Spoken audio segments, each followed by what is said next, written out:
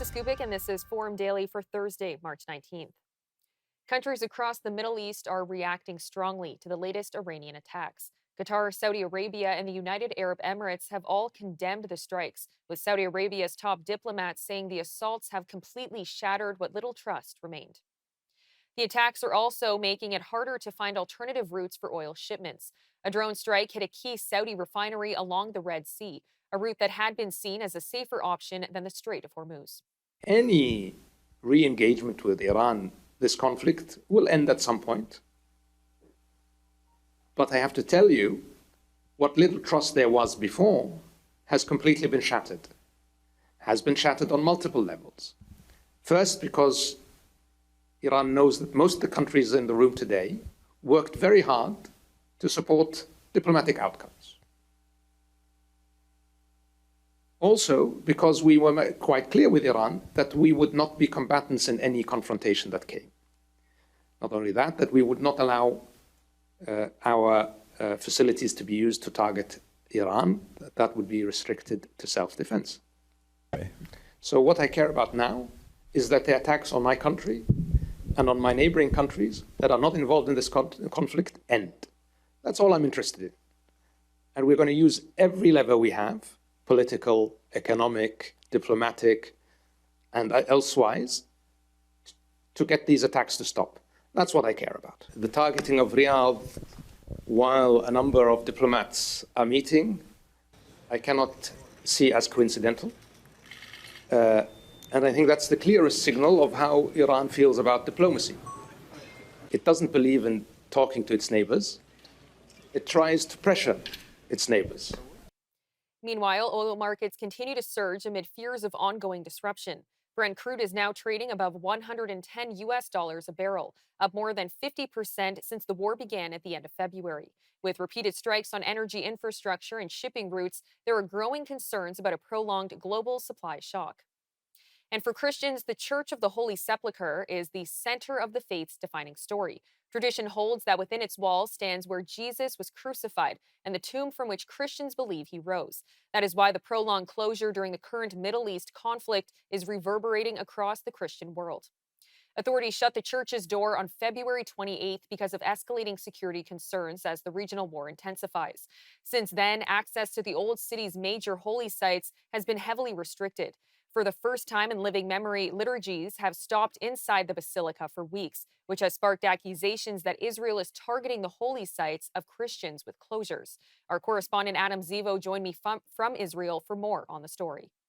Now, Adam, what exactly do we know about why holy sites have been closed and the accusations that Israel is targeting Christian sites? Well, they're closed for a very simple reason, which is that it's war and it's currently unsafe to be in the area. So the old city of Jerusalem, of course, is ancient, and as a result, you do not have bomb shelters there. And unfortunately, Iranian missiles have been flying over the area, and some of them have been shot down, and the shrapnel has landed on these sites. And so, if you have very large groups of people who are praying together publicly, for example, at Al Aqsa Mosque or gathering outside of the Holy Sepulchre, that's not safe.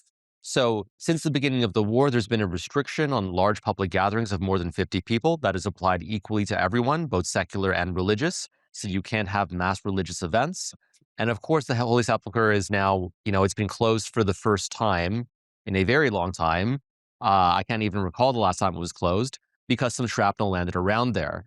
And just for context, during the 12-day war last June, when the situation was spicier and things were actually a bit more dangerous, the church was still open. So it shows that here, this is a little bit exceptional. Now, IRGC networks are amplifying anti-Israel messages. Do you mind just unpacking what that means and what exactly is being said?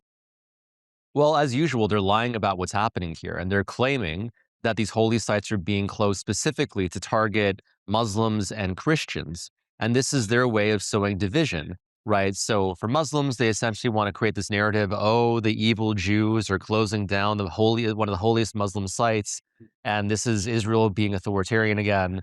And on the Christian end, they're saying, oh, the birthplace of Jesus is no longer available. And they're playing to this kind of surging anti-Israel conservative movement that feels like the Jews are being evil. Unfortunately, this has got a lot of traction because people just shamelessly lie online. I'm very plugged into what's happening on social media and I see these posts and they're always going viral. And you can try to combat the disinformation, but it's like trying to extinguish a blazing house fire with like a cup of water, right? And you're trying and you're trying and you're trying, but in this disinformation environment, it just doesn't always work. And so this has emerged as a very effective narrative against Israel, and that's only incentivized the disinformation agents to further amplify it. Now, I want to stay on the topic of disinformation because you and I have had a few conversations about how big of a role AI is playing. Also, just disinformation is playing in this war that we're seeing in the Middle East. But how does this situation compare to other examples of disinformation that we're seeing online about the war? Well, I mean, this is a more traditional form of disinformation where they simply misrepresent what's happening on the ground. At the very least, they're not using AI this time because this has become a very big problem right now where they use AI generated deepfakes to misrepresent what's happening in Israel. They claim that Tel Aviv has been destroyed, yada, yada, yada.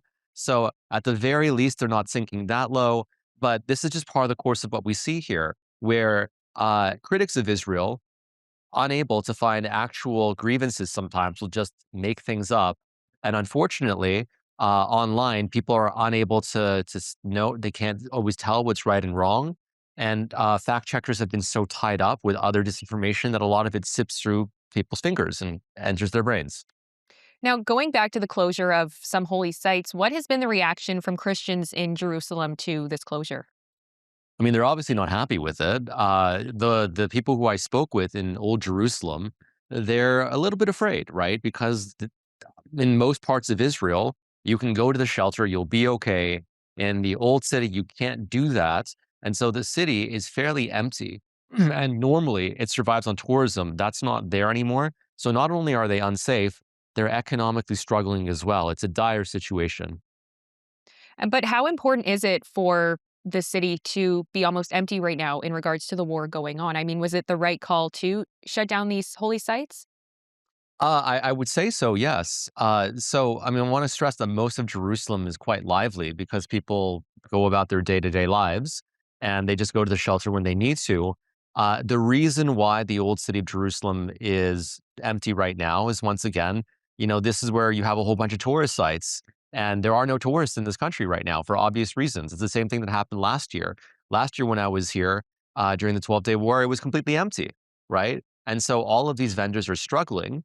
uh, Now, I think it would be a bad idea to try to incentivize tourism by opening up these holy sites because, first of all, tourists wouldn't come anyways. There's no flights here.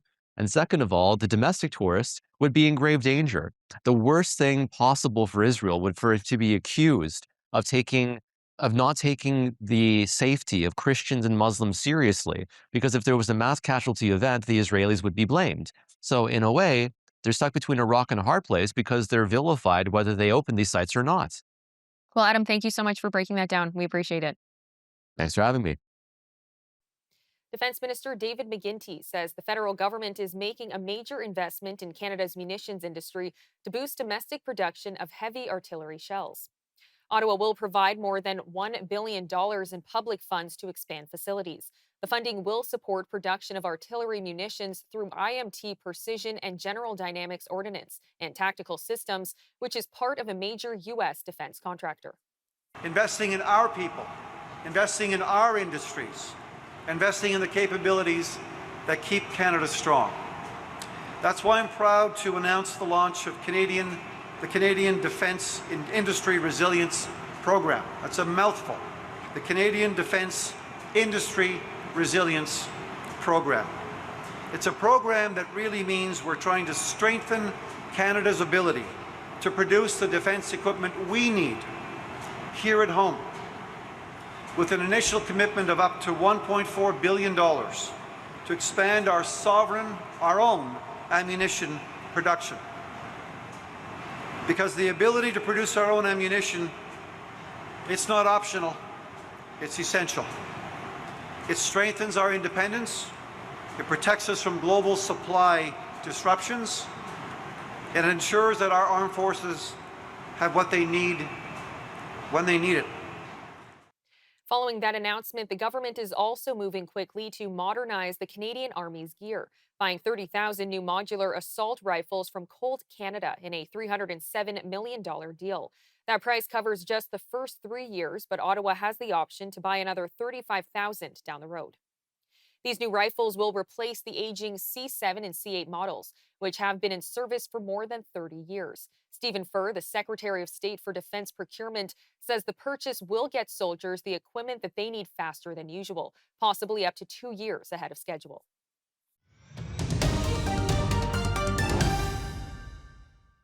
U.S. Defense Secretary Pete Hegseth says military operations against Iran are set to intensify again today. Speaking to reporters, Hegseth pushed back on concerns the conflict could turn into a prolonged war, saying Operation Epic Fury is different and laser-focused in its objectives. The media here, not all of it, but much of it, wants you to think, just 19 days into this conflict, that we're somehow spinning toward an endless abyss, or a forever war, or a quagmire. Nothing could be further from the truth. Hear it from me, one of hundreds of thousands who fought in Iraq and Afghanistan, who watched previous foolish politicians like Bush, Obama, and Biden squander American credibility. This is not those wars. President Trump knows better. Epic Fury is different. It's laser-focused. It's decisive. Our objectives, given directly from our America First president, remain exactly what they were on day one. These are not the media's objectives, not Iran's objectives, not new objectives, our objectives. Unchanged, on target, and on plan. Destroy missiles, launchers, and Iran's defense industrial base so they cannot rebuild. Destroy their navy, and Iran never gets a nuclear weapon. Our objectives from day one. Now, 19 days into the conflict, he says the mission remains clear, targeting Iran's missiles and launch systems, its defense industrial base, and naval capabilities, with the goal of preventing the country from rebuilding or developing a nuclear weapon.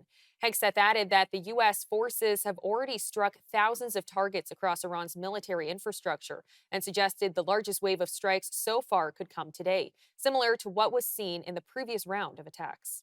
To date, we've struck over 7,000 targets across Iran and its military infrastructure. That is not incremental. That is overwhelming force applied with precision. And again, today will be the largest strike package yet, just like yesterday was. As I've said from day one, our capabilities continue to build, Iran's continue to degrade. We're hunting and striking death and destruction from above. Iran's air defenses flattened. Iran's defense industrial base, the factories, the production lines that feed their missile and drone programs, being overwhelmingly destroyed. We've hit hundreds of their defense industrial bases directly. Their ability to manufacture new ballistic missiles has probably taken the hardest hit of all. Ballistic missile attacks against our forces, down 90% since the start of the conflict. Same with one-way attack UAVs. Think kamikaze drones, down 90%. Meanwhile, questions continue in Washington over just how imminent the threat from Iran really is and who decides what that means. During a tense exchange on Capitol Hill, Democratic Senators pressed Director of National Intelligence Tulsi Gabbard on whether she warned President Donald Trump that Iran could retaliate by targeting Gulf nations and blocking the key shipping route. Gabbard defended the administration's approach, insisting that ultimately it's up to the president to determine whether Iran poses an imminent threat to the United States. Did you brief the president, if he starts a war of choice, that the likely result would be that Iran would strike adjacent Gulf nations and close the Strait of Hormuz? Did you brief him on those two facts that I think have been consistently the assumptions of the intelligence community?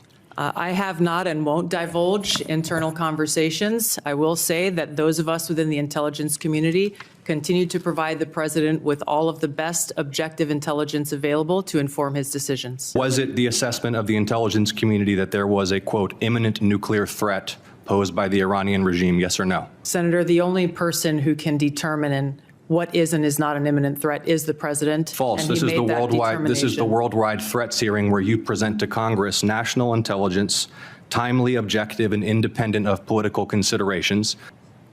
Was it the assessment of the intelligence community that, as the White House claimed on March 1st, there was a, quote, imminent nuclear threat posed by the Iranian regime? Yes or no? Once again, Senator, the intelligence community has provided the inputs that make up this annual threat assessment. You won't answer the It is the question. nature of the imminent threat that the president has to make that determination based on a collection and volume You're here of to be information and timely. intelligence that he is You're here- provided with. You're here to be timely, objective, and independent of political considerations. Exactly what I'm doing.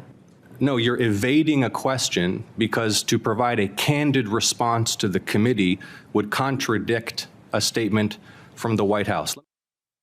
And President Donald Trump is pushing back against claims from the head of the National Counterterrorism Center over the reasons behind the war with Iran. In his resignation Tuesday, Joe Kent said Iran posed no imminent threat to the United States, directly contradicting Trump, who has described Iran as a tremendous threat. Kent also claimed that the U.S. entered the conflict due to pressure from Israel, something the president has repeatedly denied. Kent, a former political candidate in Washington state, led the agency responsible for analyzing and identifying terrorist threats. His departure is adding to growing questions about the intelligence and decision-making behind the conflict. I'm now joined by Andrew Donaldson, an editor at OrdinaryTimes.com, for more on the reaction to Kent's departure. Andrew, thank you so much for the time. Thank you, Teresa. Now, I want to start with Kent's resignation letter and the significance of it. What is your read on how significant it is and the claims that he's actually making? There's layers to this. Obviously, it's going to hit news when the person in the position that he is, a Trump appointee to that position, somebody fairly well known inside of the Trump MAGA sphere for quite some time, resigns in protest. At least that's what his letter claims. And given the reasons that he says, when he says very specific things that are very inflammatory, like we think Israel's behind a lot of this war and he disagrees with it and things like that. Now, there's more layers to it than just that. You're also seeing a schism in the base of President Trump. The MAGA wing and the media sphere that feeds into that information a lot. Joe Kent is beloved by them. He's a sympathetic figure, especially ever since his wife was killed in 2019 in Syria. He is a decorated combat vet himself. But over the last few years, he has gotten more and more conspiratorial and has been kind of a favorite of a lot of those people in the more conspiratorial wing of the media. The White House has already pushed him back and leaking through their own media says that he may be under investigating for leaking and the president lost faith in him and so on and so forth. So on the top layer, you see him resigning in protest, and he no doubt does have a conscientious objective against Iran. He said that before and he didn't want war there. But there's also a bit of a narrative here where the Trumpian base is split on this Iran war. And you see it with people like Joe Kent when his first two moves once he left office is to go on places like Tucker Carlson and Candace Owens, two of the shining examples of the conspiratorial right media, where he now seems to want to ingratiate himself. And on the issue of Iran being an imminent threat, how are lawmakers, especially those who were briefed on the potential threat, reacting to this claim? Well, they're not happy for a lot of reasons. One is even when presidents, both parties, over the years have gone and done conflicts or strikes or whatever without congressional authorization, they at least usually bring in Congress or bring in the Gang of Eight or bring in some way and at least consult Congress and give them a heads up and let them know what's going on. They didn't even get that here. So you put in the areas that Trump has kind of had a cold thing with most of Congress outside of his own GOP for quite some time. You put in a lot of the other layers of stuff. They're very upset about this. Now, this comes after decades of Congress abrogating authority on things like presidential authority to do strikes and conflict and war. And there's a lot of history here, but they are upset. They have a right to be upset, but this is also somewhat a mess of their own making. And I want to go back to your mention of Tucker Carlson. What do you make of Kent resigning and then appearing on shows like Tucker Carlson? Clearly, this was planned. Clearly, he has a media narrative. Now, if it is true that the administration is going to go after him or there's some kind of an investigation over leakage, which is being reported now, this may be a good way for him to get in front of himself. But this is also very friendly territory for him. He is beloved in those realms. A lot of the more right wing say he is well respected. He is thought well of there. And let's be honest, it's also a lucrative career move for him, especially he's ran for office before. He may want to do so again. This is a good way to build that base up. It's a natural move. It's a predictable move. And when it tells you what you want to know, probably why he did this, that he went to Tucker Carlson first once resigning. And is his resignation a sign of larger fractures in the Republican base on the issue of foreign policy? The media base of the MAGA wing that is more America first, that is more isolationist, is really not happy with this Iran conflict. They feel betrayed by President Trump on it. They feel like he has either, depending on which narrative you want to believe, they believe he either got duped into it or he's lost his way on it. And the Joe Kent narrative that he's putting out, and the reason he goes on Tucker Carlson, like we talked about, is because he's feeding into that and he believes in that and he wants credit and he wants attention for that. So this split on the MAGA media base, which is important because that is the media that the hardest of the hardcore Trump supporters consume the most, is really upset with President Trump about this. And this schism on an election year going into a midterm where GOP people are going to have to figure out how much they want to take President Trump to the poll with them, it will matter. And how much of the legitimacy of the U.S. strikes in Iran depend on the active threat level posed by Iran? We have about 40 seconds. Well, a lot. Well, we have 47 years of Iran attacking, killing Americans and civilians and their own people. So you can make the case. The problem is the president and this administration did not make that case concisely. They've given multiple different reasons. And just because they're striking the GCC nations in Israel and other places, you have to tie that up with messaging. It's the administration's own fault for not making that case better, more distinctly, and building allies and congressional support before they did it. Well, Andrew, thank you so much for the time. As always, we appreciate it. Thank you, Teresa. Conservative leader Pierre Poilievre is taking his message straight to one of the world's biggest audiences, appearing on the Joe Rogan Experience. Poilievre shared on social media Wednesday that he recently sat down with host Joe Rogan. Speaking outside the New York Stock Exchange this morning, he spoke about his sit down with the podcaster and told reporters the reason for his appearance. Well, the negotiations are coming up for the USMCA, or the CUSMA as we call it in Canada. I wanted to maximize Canadian leverage going in, and one of the biggest leverage points we have to fight for tariff-free trade, fight for our auto, steel, aluminum, and lumber workers is the goodwill of the American people. So I used the podcast to argue in favor of removing those tariffs, not just because it's great for Canadian workers, but also because it'll make life more affordable for American consumers. How do you think you did on the podcast? I think we had a great conversation. Joe's a great guy, and my mission was very simple: fight for Canada. I presented him with a big maple leaf on his kettlebell, which you'll see every time he works out. He'll think of Canadian workers who did the artisanal craftsmanship on that beautiful piece of equipment. And it was a great chance to fight for removing tariffs so that our people can have jobs and we can launch our economy from currently being the weakest in the G7 to being the strongest. We had a great conversation about how the United States would be best served by eliminating all the tariffs so that we can make life safer and more affordable for Americans and make paychecks bigger and our economy stronger for Canadians. So that's my message. I'm here to fight for Canada, to fight for our workers, our jobs, our steel, our aluminum, our lumber, our autos, and what better place to do it than on the biggest podcast in the world. Meanwhile, in Alberta, the provincial government is moving forward with new legislation around medical assistance in dying.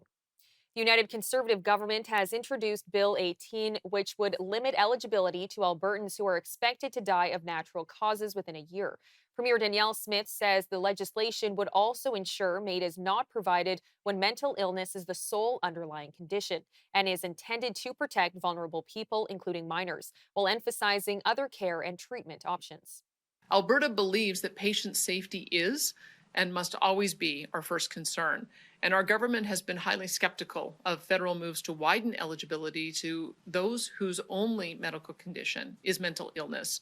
This possibility was first announced in 2023, and we've been studying the issue carefully to ensure that we're acting in the best interest of Albertans. During this time, we had a 2-year consultation period where we sought feedback from across the province and spoke to a wide range of experts in the field of mental health and other areas of healthcare. After extensive consideration of Ottawa's potential MAID eligibility expansion, our government still has profound misgivings about it. If federal eligibility is extended to include mental illness, like we expect it to be in 2027, there is a serious risk that vulnerable individuals living with a mental illness may choose this most final of actions when other treatment options are available to them. The debate around MAID is also playing out nationally, as new data highlights just how rapidly the program is growing in Canada. According to Statistics Canada, the country now has one of the fastest growing and most permissive assisted dying programs in the world. More than 76,000 Canadians have chosen MAID since it was legalized in 2016, accounting for over 5% of all deaths in 2024, or roughly 1 in every 20. At that pace, some advocacy groups warn Canada could surpass 100,000 MAID deaths as early as this spring. Groups like Euthanasia Prevention Coalition continue to raise concerns about the expansion of the program. Executive Director Alex Schattenberg spoke to our Western Canada Bureau Chief Hal Roberts about why his organization believes more safeguards are needed. Alex, why would you want to fight having someone wanting to humanely end their own lives, especially someone who may be in a lot of pain dying from cancer? Well, Hal, the issue of euthanasia involves actually a doctor or a nurse practitioner who actually causes your death. They do this by lethally injecting you with a lethal poison mixture. So it's not actually about your own death as a type of a suicide might be. It's actually about a homicide. In fact, Canada legalized euthanasia, or MAID as they call it, by creating an exception in our criminal code to homicide. So, what would you say to somebody who says, listen, buddy, this is my body and my choice? Well, in fact, it might be your body, but the fact of it is when someone else is directly involved with causing your death, it's not really about autonomy anymore. It is about the act that someone is doing to you. And I'm of the opinion that it's never a good idea to kill somebody. I don't support the concept of giving doctors, nurses, or anybody the right and law to kill you. And this is what we're actually talking about. Now, Quebec has reported higher rates than the national average here in Canada, with one report suggesting 7.2% of deaths in that province were through MAID, which is among the highest in the world. Why do you think that is? Well, actually, their most recent data says 7.9% even. Quebec has a bit of a different culture than most places. So, for instance, Quebec and British Columbia have the highest MAID or euthanasia rates in Canada. One of the reasons in Quebec is that they've been really heavily promoting it through the healthcare system. So it's dealt with a little bit differently than in the other provinces. Another thing that your listeners might not realize is that there are two laws in Canada. There's the federal law and there's the Quebec law. And the Quebec law is a bit wider in its definition than the federal law. Alex, medical assistance in dying has grown to become a leading cause of death here in Canada since it was legalized 10 years ago, with nearly a 16% increase in 2023. And Health Canada says we could see 100,000 total deaths from MAID, maybe later this spring. From your research, will we see that trend continue? Well, it appears actually that the trend is going back up again. So what happened is the 2024 data showed about a 7% increase in total deaths over the previous year.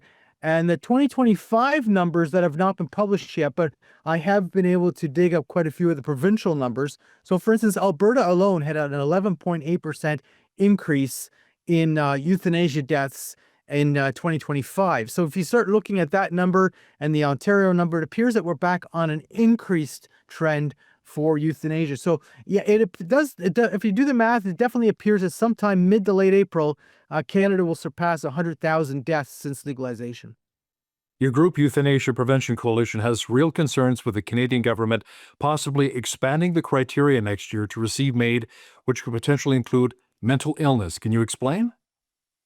Well, the government has already passed the law that allows for euthanasia for mental illness alone, but it's delayed until March 17th of 2027. So as of this moment, if nothing changes, in March of 2027, we will allow euthanasia for mental illness alone in Canada. So what that means is that you wouldn't have to have any medical condition that's a physical nature. It could be only mental health issues alone. This is very problematic. Now, I think all of this is very problematic from the beginning, obviously. That's why I run the Euthanasia Prevention Coalition. But this is very problematic because now we're talking about situations that you really can't define at all. It's not like a physical condition that you can test for and be sure of and be assured that they have this condition. With mental illness, these things certainly vary. The Netherlands was the first to bring in the state-level assisted suicide back in 2002, followed soon after by Belgium. But in just 10 years, Canada may be on track to record more annual deaths from doctor-assisted suicide than the totals from every other jurisdiction offering some form of MAID. In fact, the National Library of Medicine in the United States says our southern neighbors may have only just over 5,300 patients die from medically assisted death in 23 years. Mind you, not all states have legalized euthanasia deaths. So Canada's numbers are certainly far beyond what any other country is showing in this respect. But if you compare, for instance, California to Ontario, so California legalized assisted suicide in June of 2016, and Canada legalized euthanasia in June of 2016. California has fewer than 1/10 of the deaths that Canada is recording since that same time, and yet California has the same basic population as what the country of Canada has. So listen, because it's legalized here across the country, what more can your group do, Euthanasia Prevention Coalition? Well, first of all, we're encouraging the government to stop the move towards euthanasia for mental illness. There's also a big push right now to have euthanasia for children in Canada, to have euthanasia by advanced request, people putting it in their advanced directives, etc. And I know that in the near future, Alberta is planning to bring forward a piece of legislation that would curb the way euthanasia is approved in Alberta, and we would encourage the government to do so. I think there's a lot of room for this, but at the same time, we also deal with people directly. There's people who contact us regularly who we've been helping, people who feel that they're being pressured into euthanasia, and they're contacting us, and we're helping them to live until they naturally die. So this is not only about changing the law, it's about helping people choose life. He's the Executive Director of Euthanasia Prevention Coalition, Alex Shadberg. Thanks so much for your time today. Thank you very much. Shifting from end-of-life decisions to population trends, Canada is facing another historic milestone. Its population shrank last year for the first time on record. Statistics Canada estimates that the country lost roughly 102,000 people in 2025, driven largely by a drop in non-permanent residents and a slowdown in permanent immigration. A spokesperson noted that no annual reporting period has ever shown a decline in population since Confederation. Officials also caution that future figures could shift as temporary work and steady permit renewals are counted. But for now, Canada is navigating a demographic change. A new poll suggests most Canadians want limits on the use of algorithms to set prices. More than half of respondents say the practice is unfair because people can pay different prices for the same product. Abacus Data CEO David Coletto says many Canadians have experienced this without knowing the term for it. Experts say companies can now tailor prices to individuals based on behavior and willingness to pay. Manitoba has already moved to ban the use of personal data for pricing increases, adding pressure for national action. And Saskatchewan's finance minister has presented the province's 2026 budget as it came with a stunning $819 million deficit. The spending plan comes as the province faces economic pressure tied to global uncertainty and rising costs, with a strong focus on supporting key industries, especially agriculture. Today's budget is being presented at a time of significant global economic and geopolitical turmoil, where tariffs and other world events like the conflict in the Middle East have had an impact on our economy and provincial finances. Every province in Canada has been impacted, and while Saskatchewan's strong and diverse economy puts us in a better position than most, we're not immune. As we prepared the 26-27 budget, we had a choice: raise taxes, cut services, or protect Saskatchewan. We chose to protect Saskatchewan. In the short term, this means running a deficit in order to protect what matters most to Saskatchewan residents. The 26-27 budget projects $21.4 billion in revenue compared to $22.2 billion in total expense, resulting in a deficit of $819 million. For the out years, you will see in the budget a projection to be back to balance in 4 years. Meanwhile, Canadians will see another price increase at the register, this time on alcohol. Starting April 1st, the federal tax on all alcohol will raise by 2%. Critics say the tax hike is unfair and undemocratic, arguing it disproportionately affects regular consumers. Our contributor David Clement explains how this change will impact both retailers and buyers, and why some provinces may see even higher costs depending on their local taxes and pricing rules. Every April 1st, Canadians will be on guard for April Fool's pranks. Well, there's one trick being played on them that is very real, and it's costing them real money. I'm talking about the federal escalator tax on alcohol. And yes, on April 1st, the price of your beer, wine, and spirits is going up again. This is a tax increase that goes up automatically every single year tied to inflation. There's no debate, there's no vote in Parliament, there's no accountability, just an automatic tax increase that hits your wallet whether you like it or not. Now, let's talk about what this has actually cost Canadians. Since the tax was introduced back in 2017, it's increased by more than 18%. And according to industry estimates, it's extracted around $1.6 billion from Canadian consumers. That is billion with a B. Think about that for a moment. $1.6 billion taken from hardworking Canadians who just want to enjoy a beer after work or share a bottle of wine with dinner. And Parliament never had to vote on any of this. But here's what really gets me. We're already being crushed by alcohol taxes in this country. According to Beer Canada, taxes and government markups account for 46% of the price of beer. 46%. That's the highest among all G7 countries. Nearly half of what you pay for a beer goes straight to government. And when you compare us to other countries, well, that's where things start to get a little embarrassing. The average American pays about $4 in taxes on a case of beer. The average Canadian, over $20. So we're paying 5 times more than our neighbors to the south. In Germany, a country that takes its beer very seriously, the excise tax on a bottle of beer is around 3 cents. Meanwhile, we're getting hammered with some of the highest alcohol taxes in the developed world. But there is another problem with the escalator tax that doesn't get enough attention. It actually makes inflation worse. And here is how. When inflation goes up, the tax automatically increases alcohol prices. Now, those higher prices then feed back into the inflation calculations, which can push inflation even higher, creating this vicious cycle. And the timing really does matter here. Just last month, we saw inflation tick back up to 2.4%, the highest level in 3 months. The last thing Canadians need right now is another automatic tax increase adding to their cost of living. Now, I want to be clear that reasonable people can disagree about what alcohol taxes should be. There are legitimate public health considerations. There are social costs to consider. But that is exactly the point. This should be debated. Parliament should have to make the case for each increase. They should have to defend them to the Canadian people, and they should have to vote.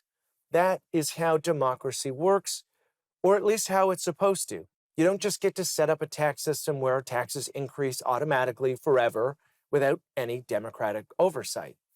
And look, to Prime Minister Carney's credit, he has shown willingness to reverse Trudeau-era policies. His first act as Prime Minister was eliminating the consumer carbon tax. He's reversed the capital gains tax and paused the electric vehicle mandate. The escalator tax is cut from the same cloth. It's another automatic tax increase that removes Parliament from the equation, and it's hitting Canadians who are already struggling with the cost of living. So here's what should happen. End the escalator tax, and if the government wants to raise alcohol taxes, fine. Let them make the case in Parliament. Let them explain why Canadians should pay 5 times what Americans pay. Let them justify having the highest beer taxes in the G7, and let them actually vote on it. That's called accountability. And after extracting $1.6 billion from Canadian consumers without a single parliamentary vote, I'd say it's long overdue. Canadians deserve better than backdoor tax increases that run on autopilot. It's time to pull the plug on the escalator tax. Ontario Premier Doug Ford has publicly weighed in on an incident in Vaughan earlier this week, where a homeowner shot and injured an alleged intruder. Speaking to reporters, Ford touched on the broader issue surrounding crime, gun ownership, and the justice system, commenting on how such situations highlight challenges faced by both law-abiding citizens and authorities. One guy got shot because he was trying to protect his kids. Well, you know, these guys, they need to be shot, as far as I'm concerned. You're coming through the front door to hurt your family. I'll never forget the one family that the man was protecting his 4-year-old kid, and his child, I should say, and there was 3 other children there and his wife, and they assassinated him right in front of his kids. Like these ruthless, like they need to rot in jail for the rest of their lives. Congratulations for shooting this guy. Should have shot him a couple more times as far as I'm concerned. And everyone should be out there, legal gun owners.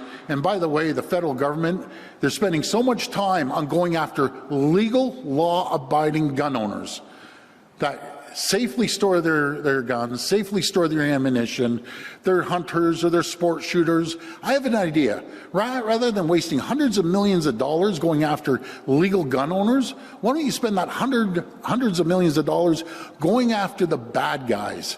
You know, they always want to protect the bad guys. The judges always want to protect the Charter of Rights. How about the Charter of Rights of the people to keep them safe, rather than always protecting these criminals? I'm just sick and tired of it, and I can tell you, folks, I talk to a lot of people. I get 1,000 calls, I'm not exaggerating, 1,000 calls and messages a day. People are done with this. They're done with all these crazy protesters and nasty people and breaking into homes and stealing cars. We all grew up here. Did we experience this 10 years ago? No, we never experienced this. People in Toronto never experienced this. I'm guessing about 5 years ago, you know, people just were so brazen because we have some great judges, but we have some really weak-kneed judges letting these criminals out on bail, not once, not twice, 4 or 5 times, just to go, okay, Johnny, go out and break into the next house. They're violent criminals, and we're going to hold them to account. Opposition NDP leader Marit Stiles called Ford's remarks very irresponsible nonsense during a Wednesday morning press briefing. According to York Regional Police, no charges have been laid against the resident. And police say a teenager was arrested in Manitoba and another in Nova Scotia for allegedly planning attacks at their local schools.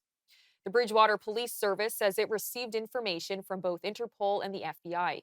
It says a 15-year-old from a Nova Scotia town and a youth in Manitoba allegedly began talking online in February about mounting violent attacks. The Manitoba school was identified as Rivers Collegiate, located northwest of Brandon. Another season of Canadian talent is taking center stage in NCAA Division I men's basketball. This year, 168 Canadians played for 102 Division I programs across the U.S., leaving their mark from coast to coast. And as Championship Week delivered its usual drama, buzzer beaters, upsets, and Cinderella stories, Canadian players were right in the thick of it, helping their teams battle through the grueling conference tournaments, where some squads play 3 games in just 4 days to make it to the big dance. When Selection Sunday rolled around for the 2026 NCAA tournament, a record 36 Canadians from 24 different schools earned spots in the 68-team field. That's the most ever in tournament history. It's a milestone that really shows how Canadian players continue to rise in prominence in college basketball. I'm Teresa Skubik. Good night, Canada.